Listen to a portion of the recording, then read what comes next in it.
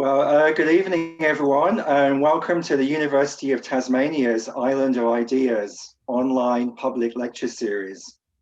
Firstly, as a reflection of this institution's recognition of the deep history and culture of this island, the University of Tasmania wishes to acknowledge the traditional owners, the Palawa people and custodians of this land upon which we meet and we pay respect to elders past, present, and emerging. My name's Dr. Stephen Phipps. I'm a member of the Council of the Tasmanian branch of the Australian Institute of International Affairs, and I'll be emceeing the event this evening. Island of Ideas is a program designed to keep the ideas flowing during this period when we're unable to host live public events.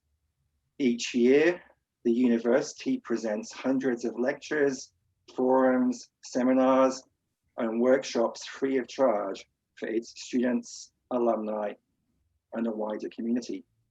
These are an important part of the university's role, and it's why the university is hosting forums such as this one this evening. I'd like to go through a few quick housekeeping notes before we begin.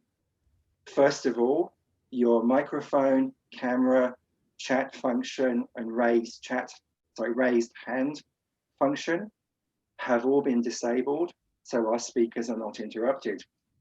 But we do definitely encourage you to ask questions, and this can be done at any time by typing them into the Q&A function you'll see on your screens. A selection of these will be answered during the Q&A session towards the end of the presentation. And finally, this lecture is being recorded for later access on the university's YouTube and SoundCloud channels. So with that, I'd like to jump into this evening's topic. And today we're going to discuss the health of the planet. And wow, hasn't the health of our planet been one of the defining issues of 2020? We began the year with record-breaking bushfires in Australia and barely had time to pause for breath before the emergence of the ongoing COVID-19 pandemic. So this evening, we're going to tackle some of the challenges of global environmental change, human health, and their impacts on the economy and international affairs.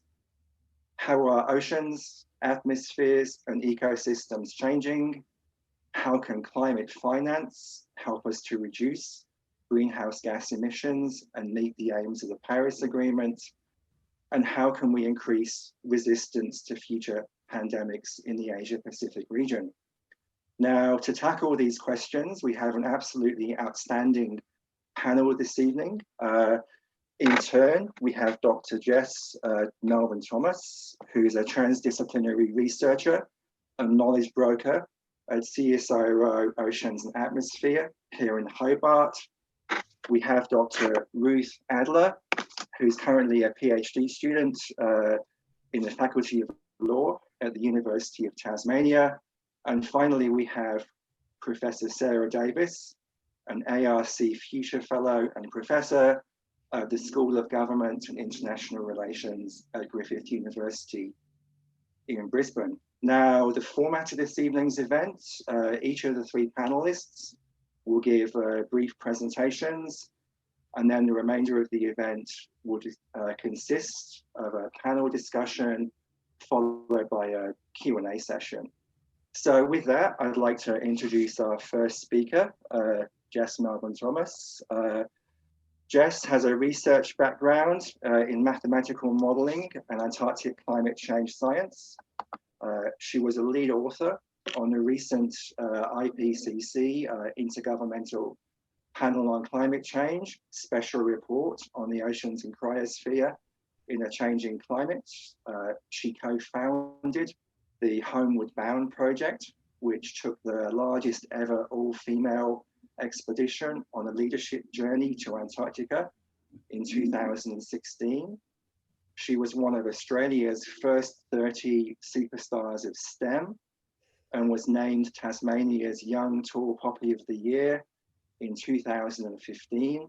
for her excellence in research, science, communication, and policy engagement. And not least, Jess is the 2020 Tasmanian Australian of the Year, and what a year to hold that role. And with that, I'd like to hand over now to Jess. Thank you so much, Stephen, and thank you so much to everybody for joining us this evening. I've chosen a kelp forest as my background this evening because for me this scene is really iconic of the impacts and challenges for global environmental change and the health of the planet. I grew up snorkeling and diving in the kelp forests off the east coast of Tassie. And I really think that diving in a kelp forest has to be one of the most magical things you can do on Earth. It was those experiences very much that sparked my passion for science and the marine environment. But as you may know, most of the kelp forests off the coast of Tasmania have now disappeared because of the impacts of climate change. And it really does sadden me that my kids may never have the experiences that I was able to when I grew up. A couple of weeks ago, the latest United in Science report was published by the World Meteorological Organization, and the report presents the very latest data and findings on climate change. And those findings are really pretty devastating. They show us that while we're busy finding ways out of the COVID crisis and still thinking about what went wrong in the latest fire season, climate change just continues to build the foundation of what will be the biggest ever global crisis if we don't act to mitigate it very quickly. The report also tells us that while carbon dioxide emissions have declined in 2020 with the pandemic, those reductions won't lead to any discernible reduction in the atmospheric concentration of long-lived greenhouse gases. And in fact, instead, there is now a 1 in 4 chance that the global mean annual temperature will exceed 1.5 degrees above pre-industrial levels for at least 1 year over the coming 5 years. So that means that in less than 8 years since the Paris Agreement entered into force, we might be touching that first critical threshold of 1.5 degrees, which 189 countries committed not to cross. So the pandemic hasn't changed our climate change trajectory, but something I hope we might discuss this evening is whether it might be a chance to press the reset button and to do things a little bit differently in the future.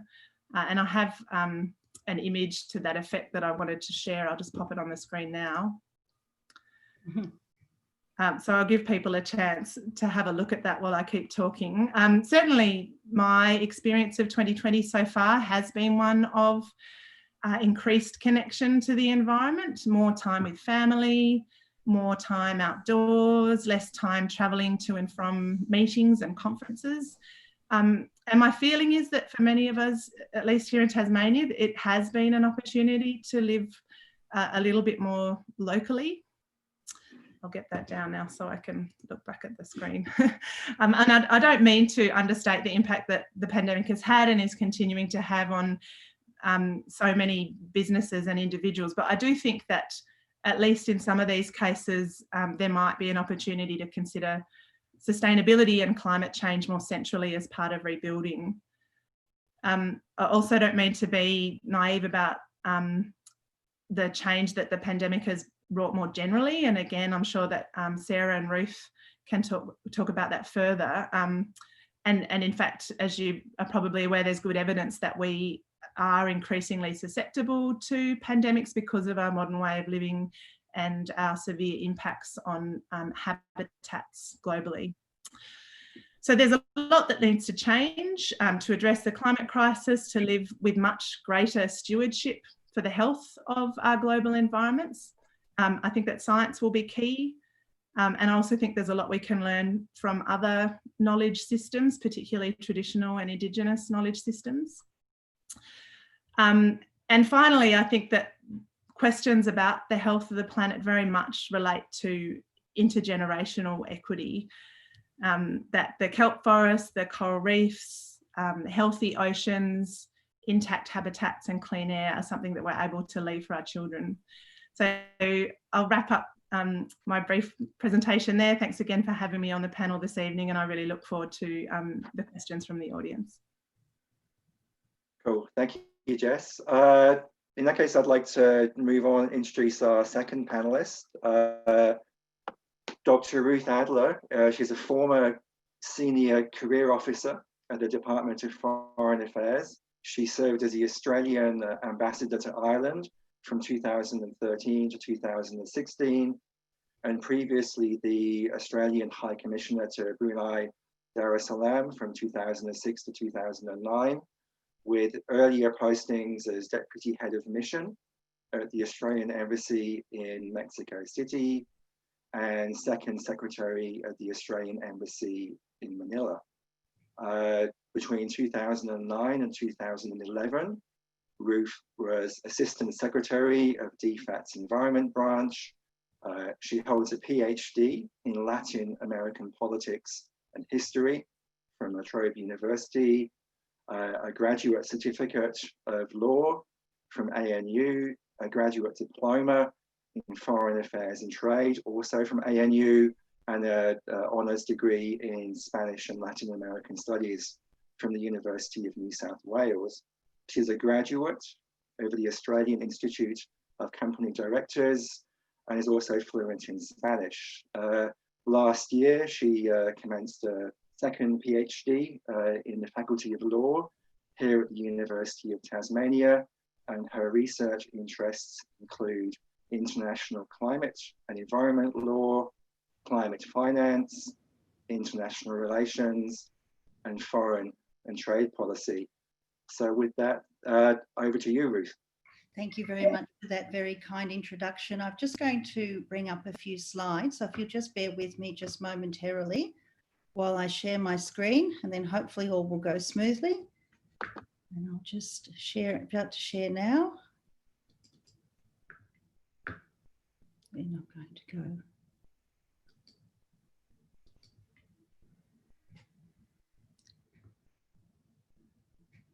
So can everyone just want to confirm that everyone can see the slide? Terrific. Okay. So I'm going to talk about the global climate regime and the implications of and the Paris Agreement, and how the international community has approached the question of climate change. So first of all, a little bit on the context. We've already heard a little bit about that, so I will just say a few words. The Intergovernmental Panel on Climate Change estimates that human activities have caused approximately 1 degree of global warming above pre-industrial levels, with a likely range of between 0.8 and 1.2 degrees Celsius.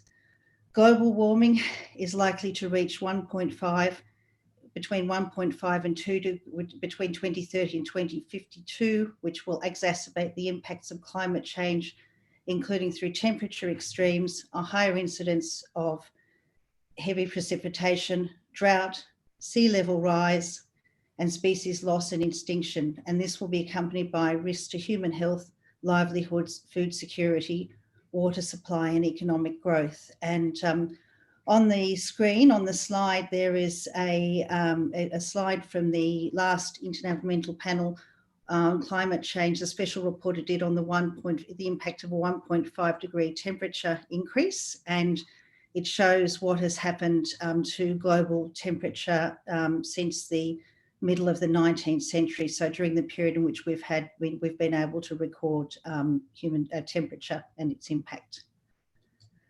So on the impacts of climate change presents a major threat to long-term growth and prosperity, and it has a direct impact on the economic well-being of all countries. It's a global externality, and one country's emissions affect all countries by adding to the stock of greenhouse gases in the world's atmosphere. The World Bank estimates that natural disasters cost about $18 billion a year in low and middle income countries through damage to power generation and transport infrastructure alone. Natural disasters also trigger wider disruptions for households and firms, costing at least $390 billion a year. Without urgent action, climate impacts could push an additional 100 million people into poverty by 2030. And by 2050, it's estimated that without action, more than 143 million people in just 3 regions, Latin America, South Asia, and Sub-Saharan Africa, could be forced to move within their own countries to escape the slow onset impacts of climate change. So now just turning to the Paris Agreement. In December 2015 in Paris, parties to the United Nations Framework Convention on Climate Change concluded a new agreement to combat climate change. The Paris Agreement entered into force on the 4th of November 2016, and to date, 189 of the 197 parties to the convention have ratified the agreement. The Paris Agreement builds on the Climate Convention and seeks to bring all parties into a common cause to address climate change.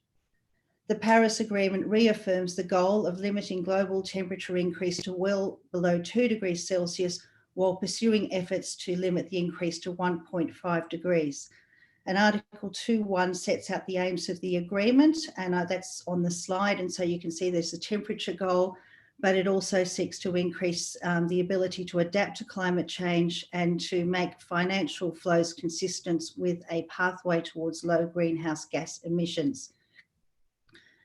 Other key elements of the Paris Agreement are that parties are required to submit nationally determined contributions setting out how they intend to reduce national emissions and to adapt to the impacts of climate change.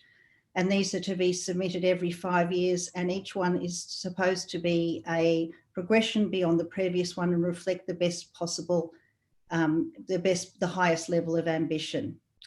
Just a general comment on the Paris Agreement. While it does establish legally binding obligations for all parties, it does not specify the level of ambition or specify targets for parties. So it's quite a different sort of agreement to the Kyoto Protocol, and parties determine for themselves their level of ambition. And this has been criticised as a weakness of the Paris Agreement. So I'm just going to turn now to climate finance. Climate finance is usually defined as the local, national or transnational financing, which is drawn from public, private and alternative sources, which seeks to support mitigation and adaptation. It's required for mitigation because large-scale investments are necessary to reduce emissions, and for adaptation to support efforts to adapt to the adverse effects of climate change. So why is it important? Well, it's important because it's absolutely essential if the Paris Agreement is to have any chance of achieving its temperature and other goals. The Intergovernmental Panel on Climate Change, the IPCC, estimates that climate policies consistent with a 1.5 degree temperature goal would require energy system supply side investments of levels of between 1.6 and 3.8 trillion US dollars per year over the period 2016 to 2050. And to date, total average public and private climate flows have not reached that target. And we've had about 36% of what's actually required to achieve what the IPCC estimates is required to achieve the Paris Agreement goals. So just turning to finance in the Paris Agreement, just very quickly, the main obligations on countries, on parties are set out in Article 9. Article 9 states that developed country parties have a legally binding obligation to provide financial resources to assist developing countries with mitigation and adaptation, and other countries are encouraged to do so voluntarily. Article 9 also provides that developed country parties should continue to take the lead in mobilising financing, that there should be a balance between mitigation and adaptation, that the priorities of developing countries should be taken into account, and it reaffirms the role of the various UN climate finance mechanisms, namely the Global Environment Facility, the Adaptation Fund and the Green Climate Fund as being key in efforts to mobilise the resources necessary. As part of the Paris outcome, it was also agreed that developed countries will continue their existing collective mobilisation goal of $100 billion per year through to 2025 and to set a new goal from this floor. So just to conclude, really the key take-home message is that there are significant challenges which the world faces to mobilise the financial resources which are required to achieve the temperature goal. And there isn't nearly as much money that's been committed or actually delivered that is required.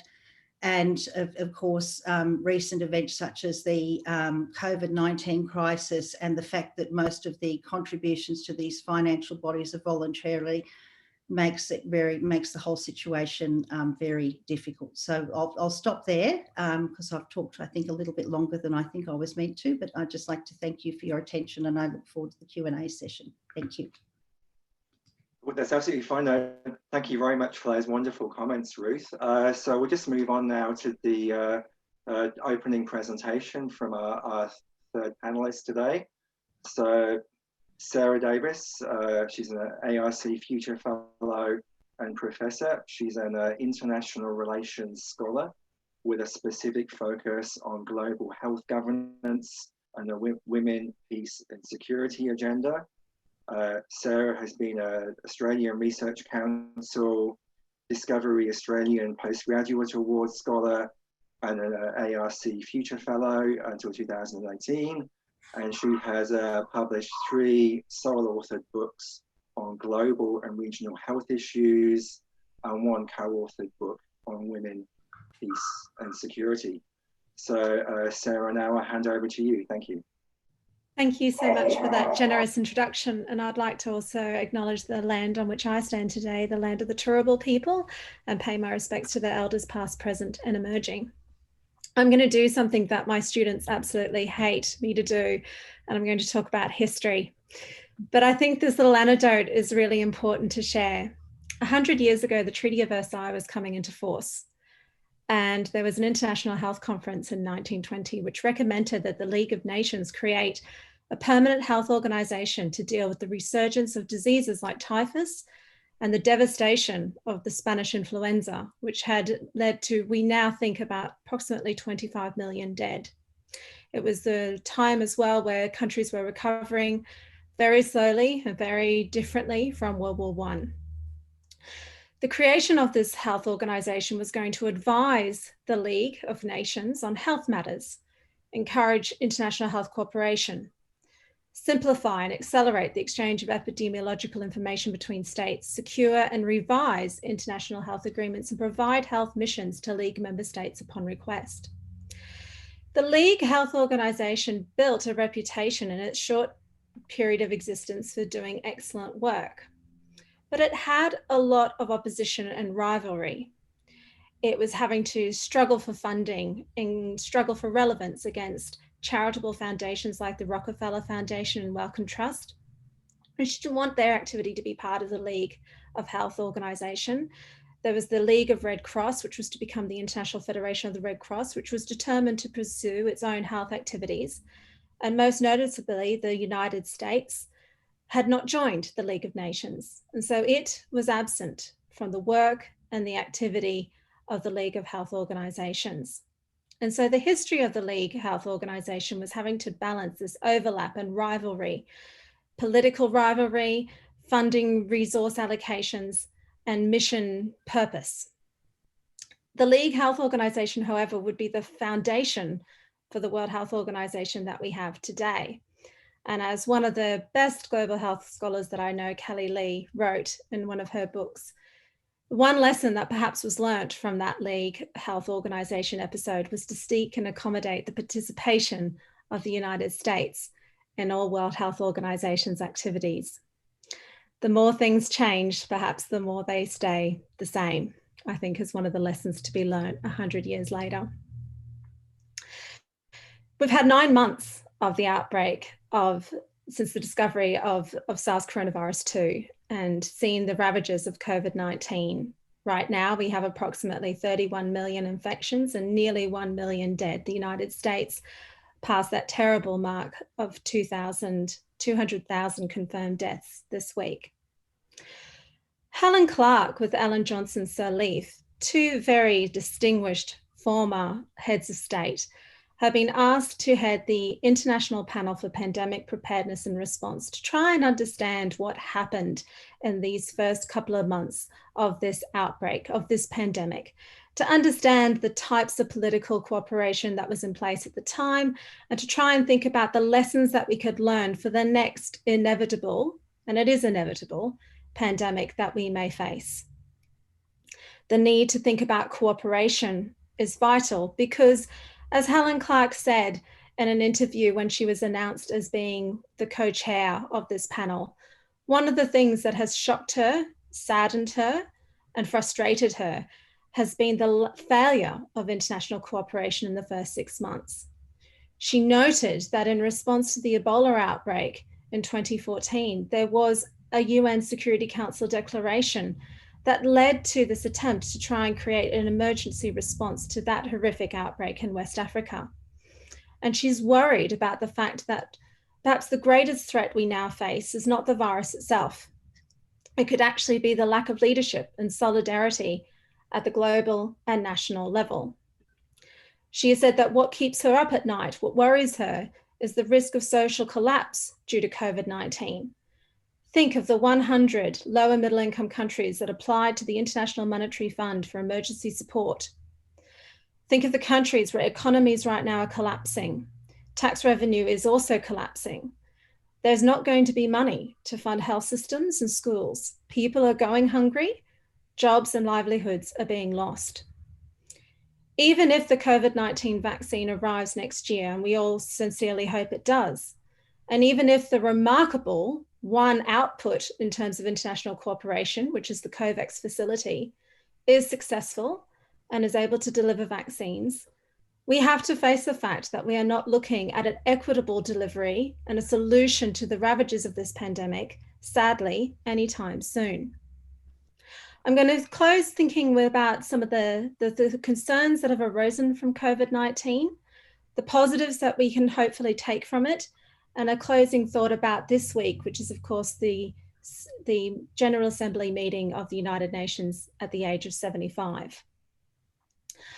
I think one of the concerns that we need to take from this outbreak is that we have got now serious threats to the progress, very fragile, that was being made in some of the Sustainable Development Goals, which were meant to be met by 2030.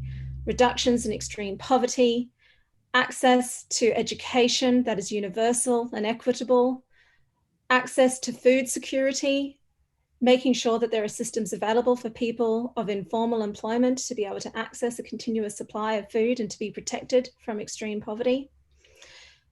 Thinking as well, of course, about the progress that we've been making and been attempting to make in the area of health, particularly combating infectious diseases, mental health, maternal health, and the strains that COVID-19 has created now on meeting those goals, as well as, of course, the attempt to try and achieve gender equality. And we know that COVID-19 has had a particularly egregious effect on women's participation in the workforce, girls' attendance at school, and the impact of this outbreak has been very uneven across the informal and formal economies where women and men seek employment and wages. These inequalities were particularly harmful to those already facing these inequalities before COVID-19. And so we're now facing a situation where we could see the populations that were already living in situations of inequality could be plunged even further deeper into it, at a point when international cooperation was and is under a lot of strain and was quite slow in response.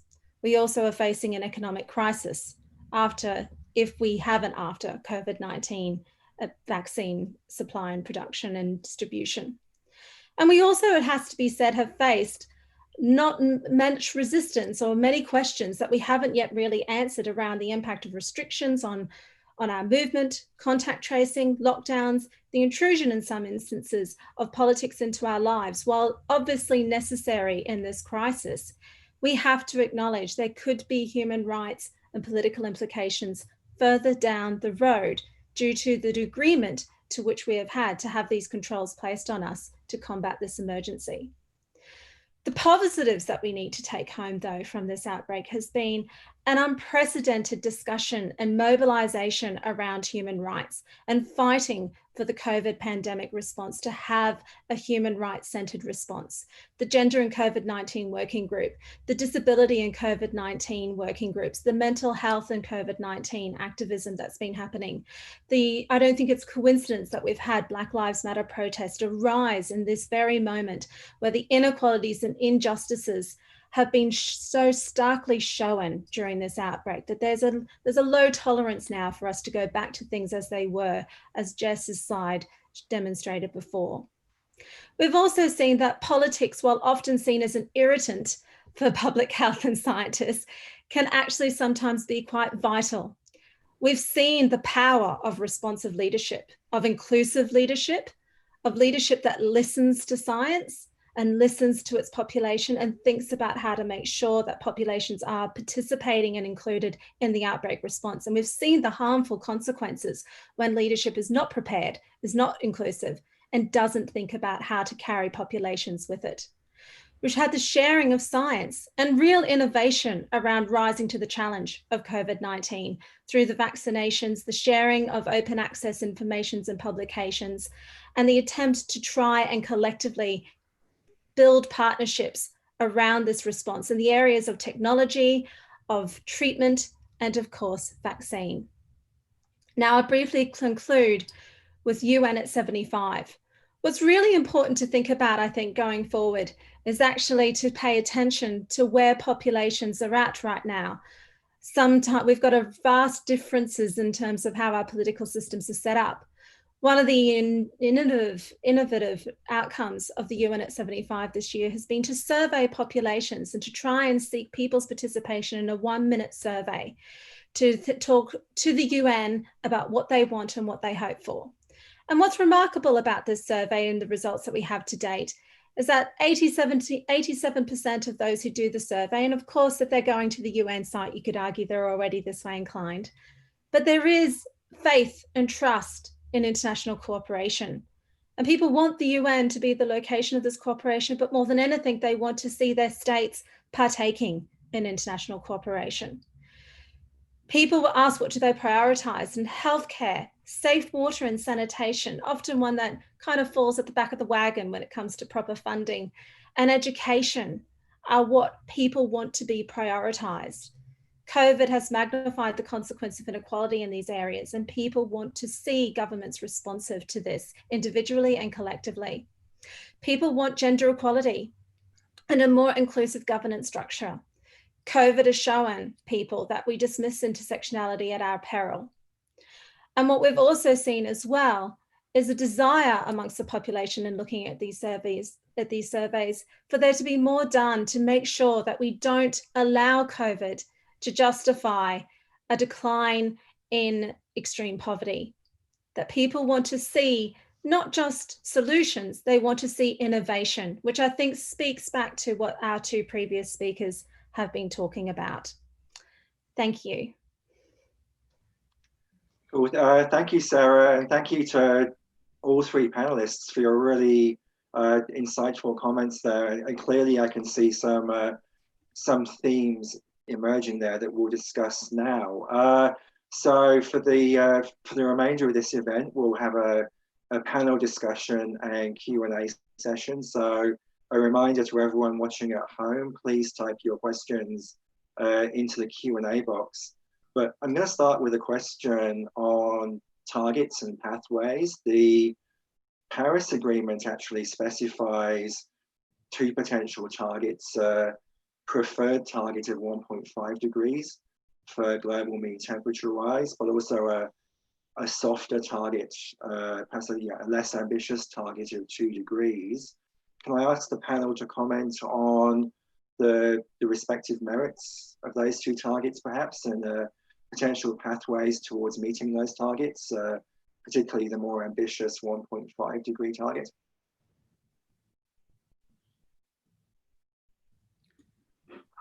Well, I'll jump in, just say, look, I think that we're a very long way from reaching either of those targets. And even though, there's a lot of goodwill in the Paris Agreement context, the actual commitments that countries have made are nowhere near getting to those targets. And I think that, you know, we're on track for a much worse outcome. And I think that's been shown by the, you know, various IPCC reports. And I'm sure the next IPCC assessment report, which I understand is coming out in 2022, I think that will also show that we're not on track.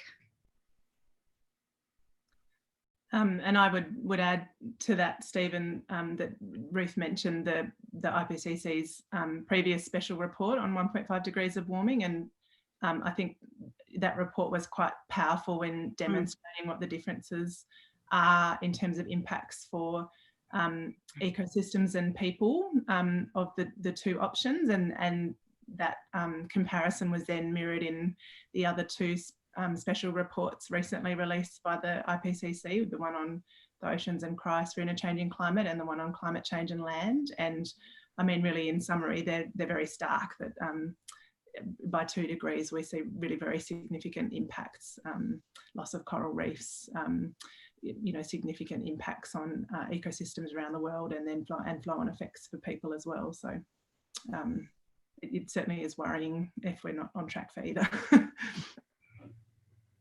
Okay, but certainly aiming for 1.5 degrees if we can.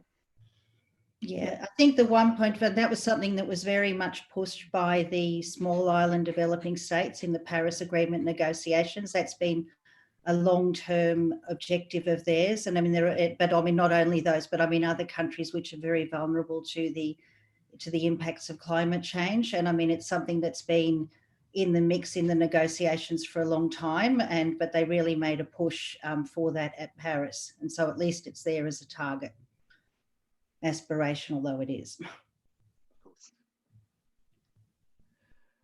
Thank you.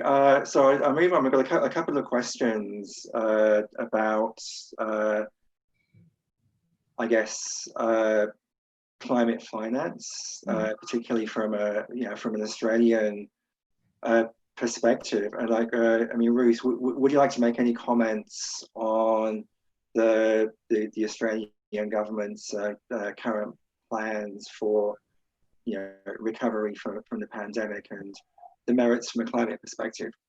Well, I think that Australia's overall Paris Agreement target is modest. It's not ambitious. I sense that there's a little bit of a shift in the government in terms of moving away from complete climate skepticism to, you know, recognition of the problem. But at the same time, they're saying that gas and some other, you know, fossil fuels are still in the mix for the short to medium term future. And so I would say that, you know, that sort of highlights the fact that the Australian government is not very, you know, not particularly ambitious, the current Australian government. I mean, I think that, you know, when we've had Labor governments, we've tended to have more commitment and, you know, more ambitious action and targets and commitment. And I think it just reflects the state of politics. There's some of you might have seen Marion Wilkinson's book, The Carbon Club, which has come out recently. That's a very interesting discussion of the politics of the issue. I've actually been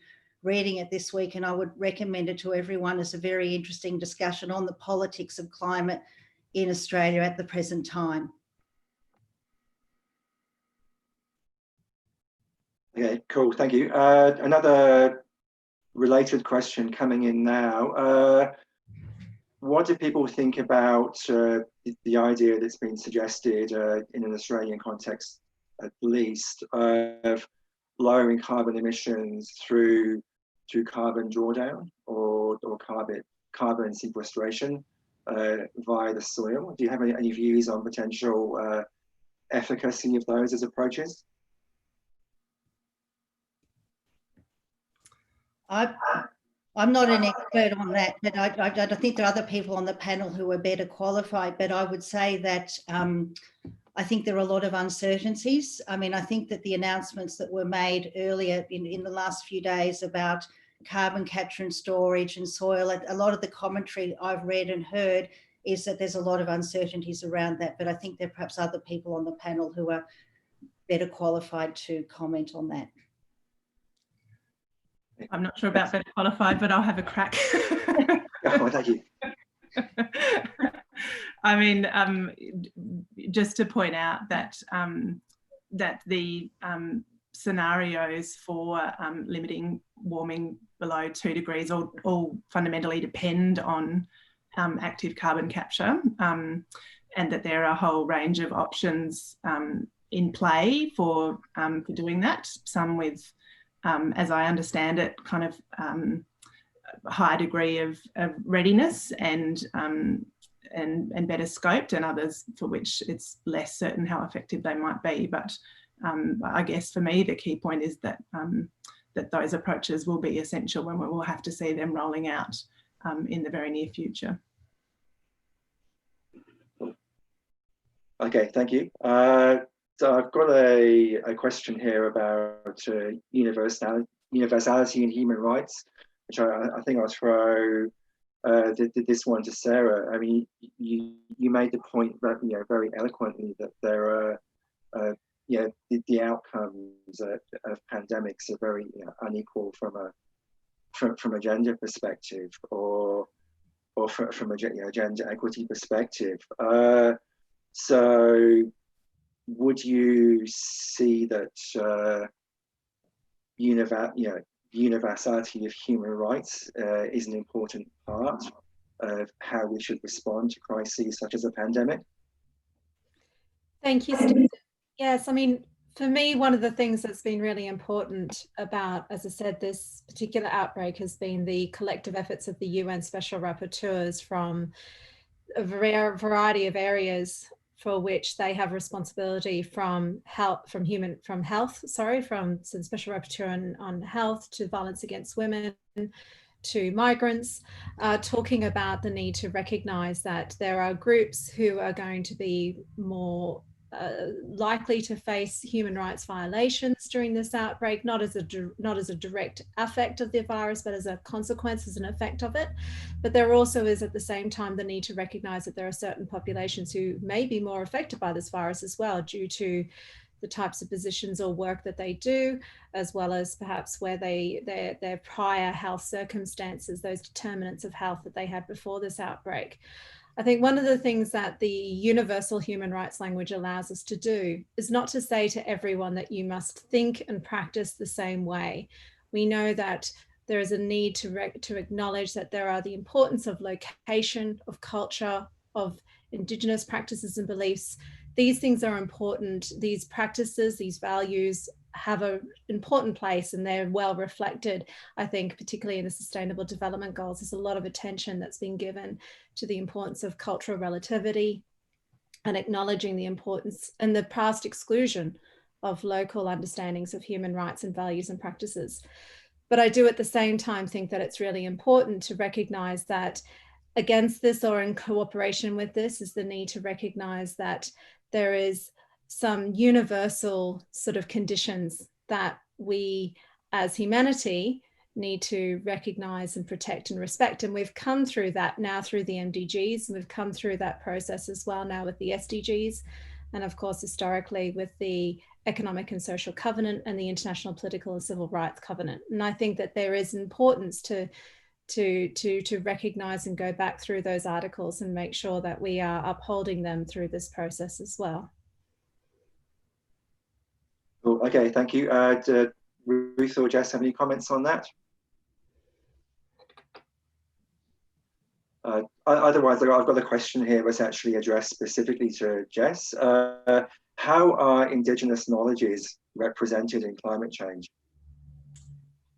I'll try answering that. I may be misinterpreting what the question is asking for, because I think there are many different aspects to that. One around Indigenous knowledge of, and I should qualify that this is not an area of expertise for me, so that these are my views based on some of the work that I've been involved with, but aspects that relate to the experiences of Indigenous communities of climate change, whether that's over very long time scales, or relates more to what's being experienced now and how that affects cultural connections to environment.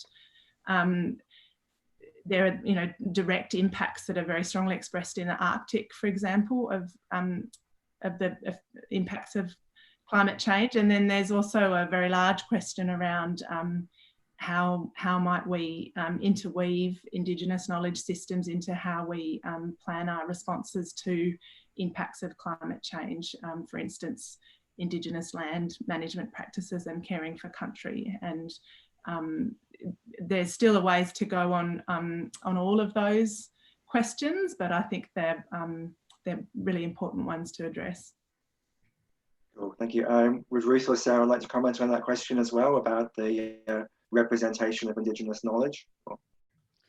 Just to say that, I think that in the climate context and in the context of the other multilateral environment agreements, Indigenous issues and it do have an important profile. And I mean, certainly in the climate context, recognising the interests of Indigenous people is certainly part of the discussion around climate justice, and that's a very important, along with other groups as well. So that's a very important dynamic, and it's reflected in a range of places, in documentation associated with the Paris Agreement. If you look at some of the language in the Paris Agreement decision, and the Indigenous peoples tend to be very are represented to varying degrees in the various multilateral environment forums. A number of years ago, when I worked for the government, I was the lead negotiator on the Nagoya Protocol for Access and Benefit Sharing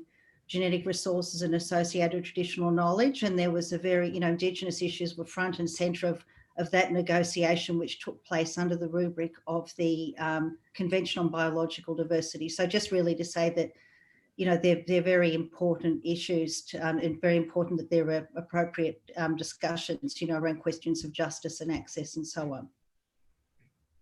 Okay, thank you.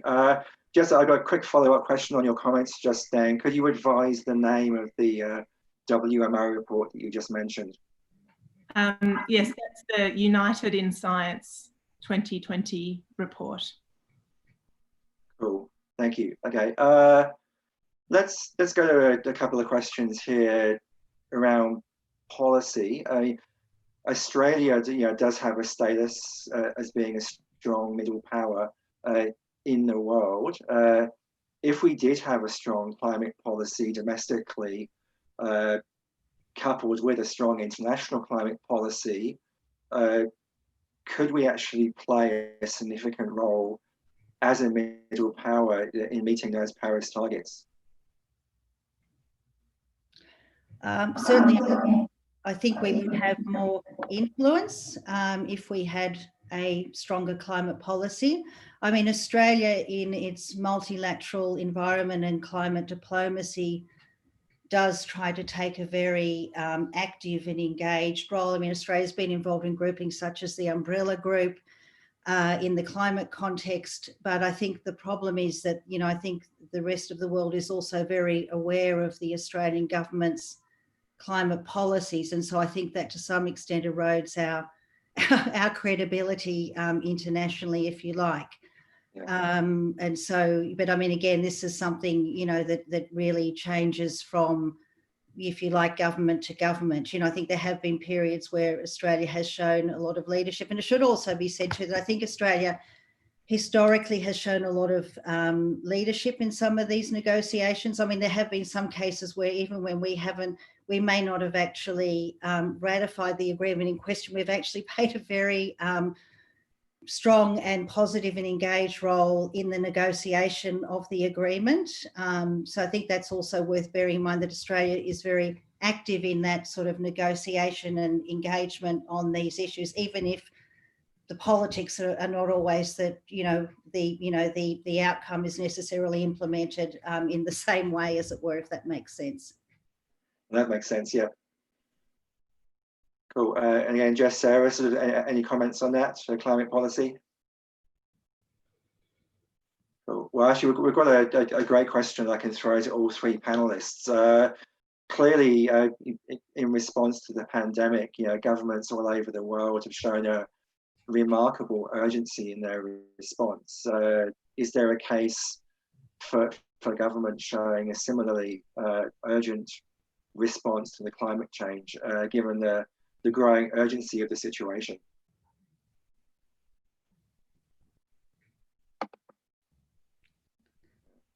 Well, yes. I think it'll be interesting to see. Look, I suppose at this point, I mean, I suppose let's mention the two elephants in the room, like the United States and China. I think, in the longer term, where Australia goes with its climate policy will in part be influenced by what happens with the US and the US election. Biden, if he is elected, has committed to zero net emissions by 2050 to rejoining the Paris Agreement. And interestingly, the Chinese government has just announced in the last 24 hours that they will seek to go to net zero emissions by 2060. So quite a significant shift, and I expect that will have quite an influence on the dynamic, because one of the things that countries such as the United States, Australia, have said that, that they wanted to see action from major emitters such as China and India. And so now China has actually moved. Now it remains to be seen how China seeks to achieve that target and what actually happens. But I think my sense is that will actually change the international dynamic at work in the climate context, but also in other contexts as well. Yeah, I would agree. And as Sara said, I think it's certainly encouraging that in the case of the pandemic, we have seen a rapid response underpinned by science. The flip side, I guess, from my perspective, is that they're very different kinds of threats, both in the way that the public are able to understand them, but also in the way that governments might need to respond. And so, I think there are additional challenges around climate change just because of the nature of the long-term, large-scale threat that is more actually just cognitively more difficult for people to understand and relate to. I would agree with that. I mean, I think that one of the problems that the Rudd-Gillard Labor government had was that they didn't really explain their climate policies very clearly to the Australian people.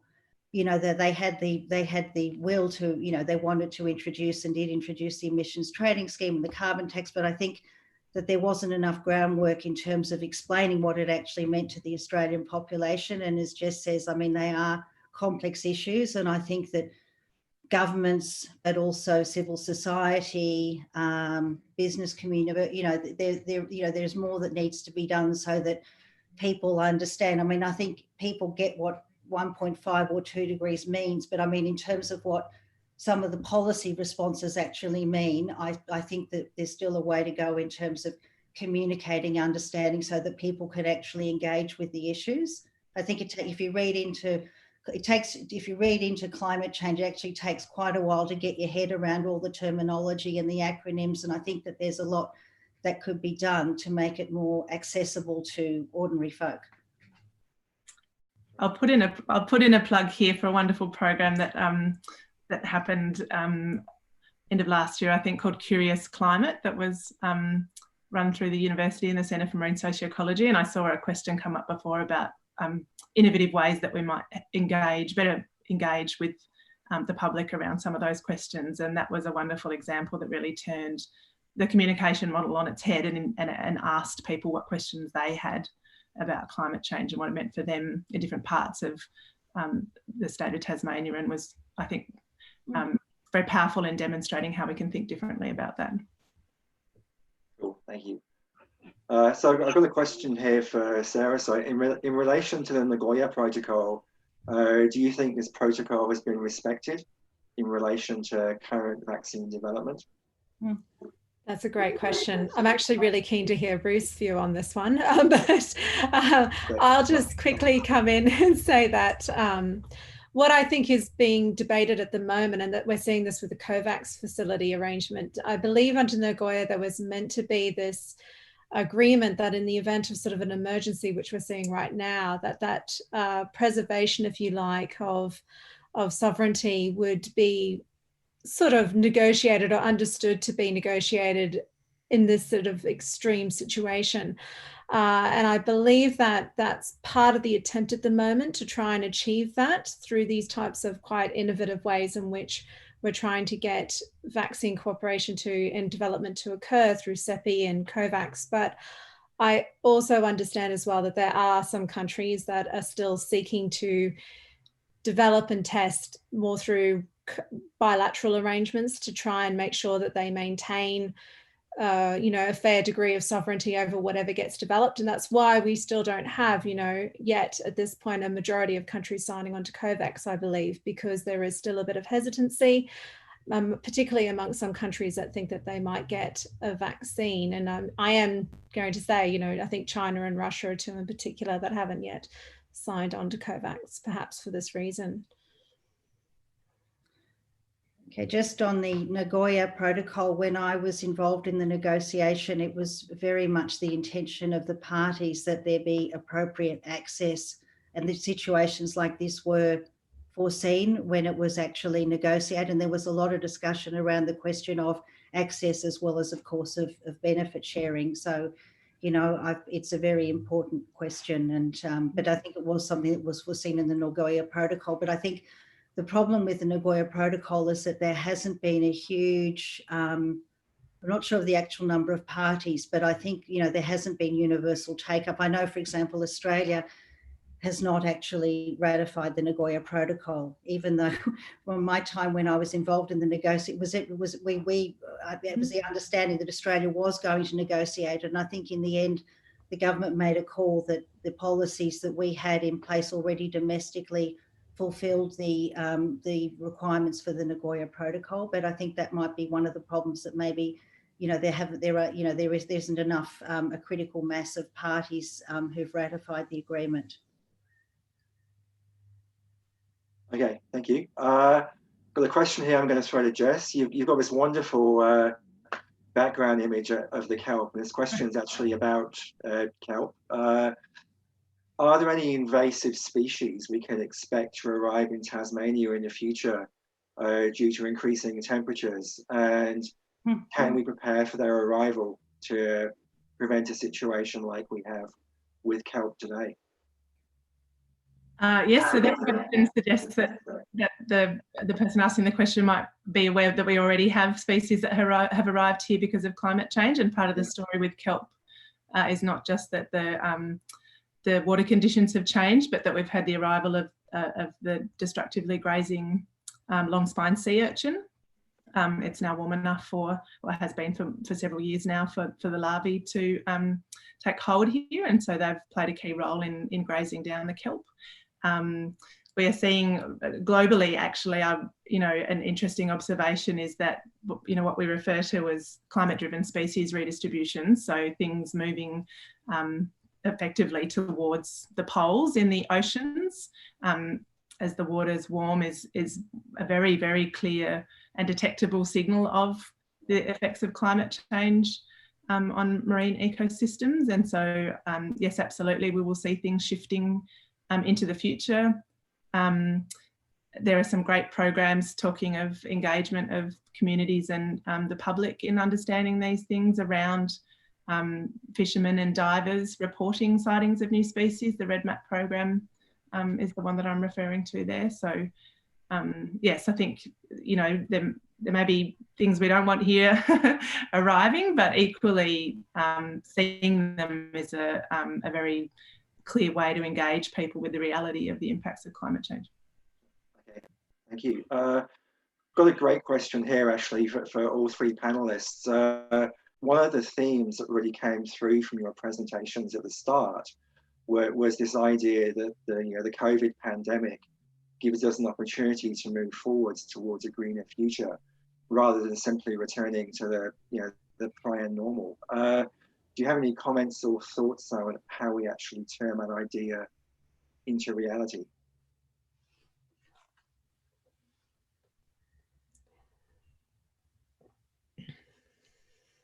I'll have a go. Sara. and then everyone can say why I'm wrong. I mean, there's two things that I think have been really significant about this year. The first one has been the desire to try and create initiatives in the absence of your traditional multilateral cooperation structures. There's been this acknowledgement, or if you like, there's been this real rapid attempt to try and think about how to get investment into the World Health Organization, how to get investment into vaccine production and development and research, some of which has actually come not just from states, but has come from private sector, has come from philanthropy. It's come from a collection from research, industry.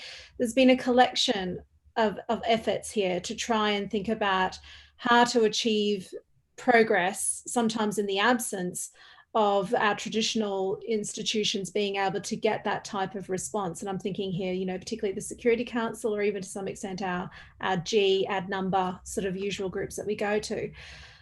So I think that's been one of the positive signs here, that perhaps while we've always talked about globalization and meaning kind of all and nothing, I think what we've seen here this year is that actually the proliferation of different actors under the multilateral system is a good thing. The inclusion of civil society, calling upon private corporations as not just responsible, but obliged to find solutions as well, is really important. And I think we've seen that this year there's been an attempt to try and do that. I think the second area that we could perhaps be doing a little bit more on is in the technology space, and in particular in the ICT space. I think we saw Jacinda Ardern and Emmanuel Macron last year talk about the harm of the internet as a means of communication. It's a wonderful thing. It can also be quite a harmful thing. I think we see that in COVID as well. There is this real risk that all this good effort to try and get people to listen to the science is constantly being undermined, and there's constant attempts to try and undermine it. And that to me reflects a lot of what we see in the climate change area as well.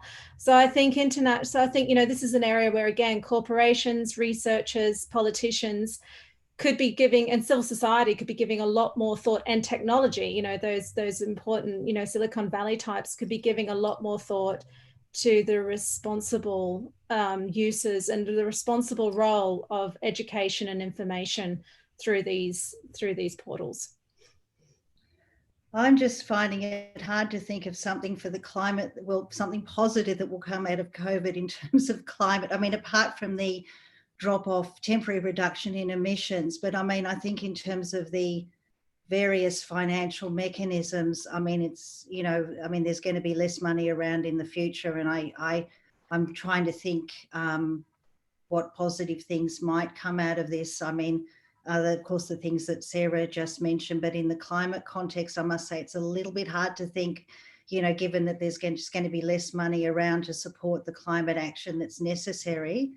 I guess we all have to bear in mind that, climate impacts, COVID impacts, affect disproportionately on the poor and the disadvantaged, both within our communities, but also internationally. So maybe there are more opportunities to look at how, within our region, we can form coalitions, whether, through civil society or whatever, to pressure all of our governments to do more. But I mean, in terms of the actual resourcing, I can't actually see something very positive coming out in the foreseeable future in terms of the funding for the mechanisms. As I mentioned in my presentation, a lot of them are reliant on voluntary contributions, and I mean, they're facing, significant challenges.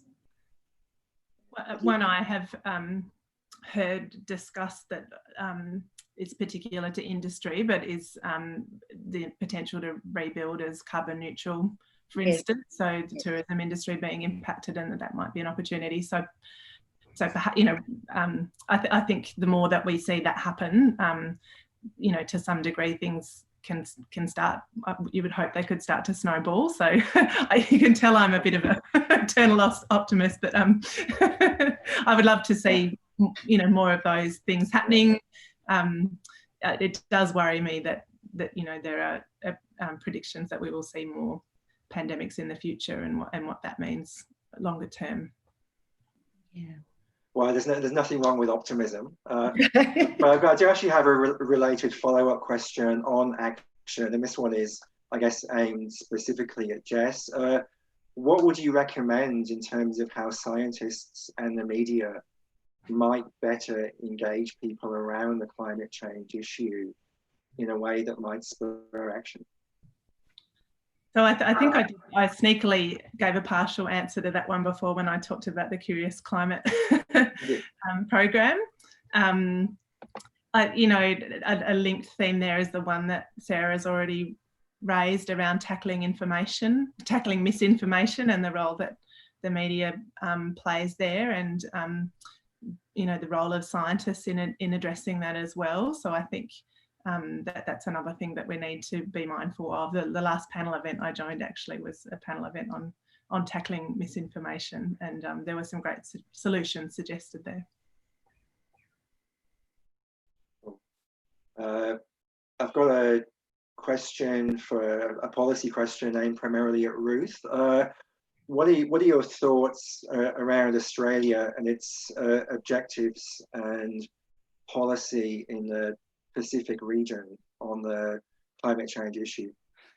Well, I think Australia has been criticised by our Pacific partners from time to time. I think we've got a bit of a mixed record there. On the one hand, we have a history of, strong engagement and commitment to the Pacific, but on the other side, our policies, particularly under the current government, are perhaps perceived as being detrimental to the interests of the Pacific states, the Pacific nations, many of which are very vulnerable to sea level rise. So I think it's a bit of a mixed picture. I mean, I think we do have a long-term historical commitment, but it's not always easy. And I think we have been, seen as perhaps not stepping up to the plate as much as we should in the Pacific in terms of leadership on climate. And so what might Australia do differently potentially? Well, I guess perhaps be more ambitious in the implementation of the Paris Agreement. Perhaps move away from, perhaps signal an intention to move away from fossil fuels sooner. I mean, a more ambitious and more aggressive climate policy. Perhaps more, climate-related initiatives with Pacific countries, more dialogue, more discussion. I mean, there behind the scenes, obviously, there is a lot of dialogue, a lot of discussions that go on, in the margins of all the various fora. But I mean, I guess to be seen to be doing that, both in actions and in words. But I'm not terribly optimistic with the current government that will happen.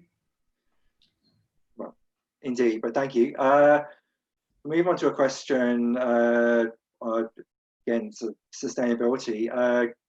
Can any of the panelists comment on the value placed by Australian society on habitat, biodiversity, water, and sustainable management, and the interaction of these values with climate change and Indigenous rights?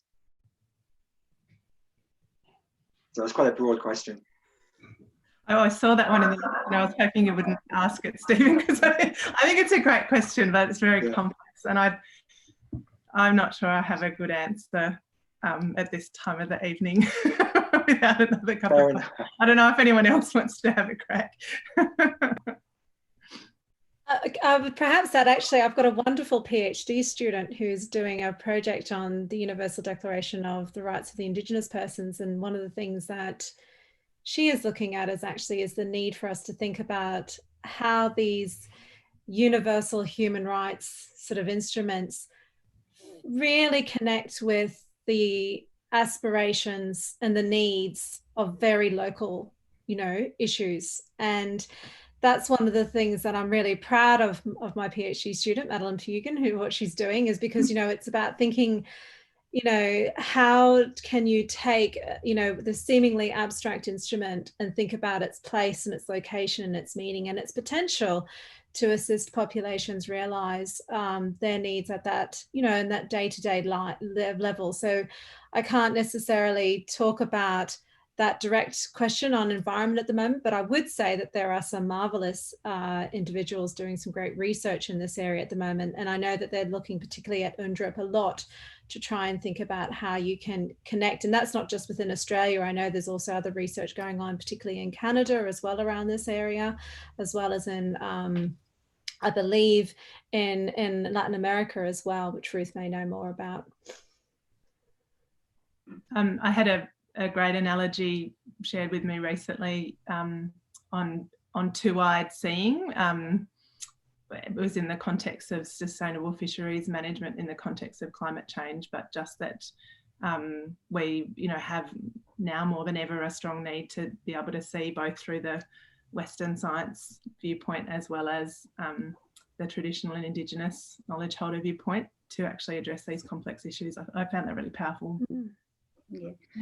Just to say too that in the climate space, you know, there is some research going on in terms of, you know, the different levels of the problem, you know, addressing the issues internationally, globally, nationally, regionally, sub-regionally, locally. And I think that there's definitely a view that, you know, one size template does, you know, one size doesn't fit all, and that it's very important to have localized adapted practices which, you know, which are very, you know, which are relevant to the, you know, to particular local situations. And I mean, I think this is where some of the issues with Indigenous and local communities can come into the mix. But just to say that it also in the area of climate research, it's a relatively new field of research. I mean, most of the scholarship certainly that you read on climate law, climate policy tends to focus on things at the sort of national and international levels, and there's certainly more work to be done at the regional and local levels in terms of what responses should be. And so I think that's an emerging field of scholarship. Cool. Thank you. Well, I'd just like to thank everyone again at home for all the questions that they've been submitting. Time is almost out, so I'm going to ask one final question to our panel, and it's a question that I've been intentionally saving till last because I think it would be a good way to finish, and that's for all three of you. Are you optimistic that things may and can change for the good? I've already answered that. Yes. Yes, yes, I am optimistic too. I think that while things are not looking good for either climate or COVID or the general health of the planet at the moment, I do have faith in the capacity of humankind to address issues. I mean, when I think of the things that have happened in my lifetime, events that we've witnessed historically, I mean, I think we are capable of changing and adapting. And I mean, certainly in my lifetime, I've seen, you know, a lot of, if you like, awareness, you know, developed around these issues. I mean, certainly, you know, when in the 80s, when I was in my 20s, you know, the big issues were nuclear, environmental issues was just starting to come up front and center. And I mean, that has certainly changed. And I have two grown-up children in their 20s, and they're both very aware of the importance of these issues. And so I think the perspective of that younger generation is quite different. So yes, I'm an optimist. Thank you. I'm an optimist as well. However, it takes hard work, and I think that's the thing that I want to perhaps add is, you know, it doesn't come by chance. It comes through bravery and, you know, and sometimes a lot of people putting themselves, their lives sometimes on the line for this type of effort to try and achieve, you know, different thinking and different visions. And I think, you know, Ruth and Jess are both right that it's important to be optimistic. We have to, but I also think as well, it's important to remember that, you know, it's hard work, it's compromise sometimes, which doesn't always settle well.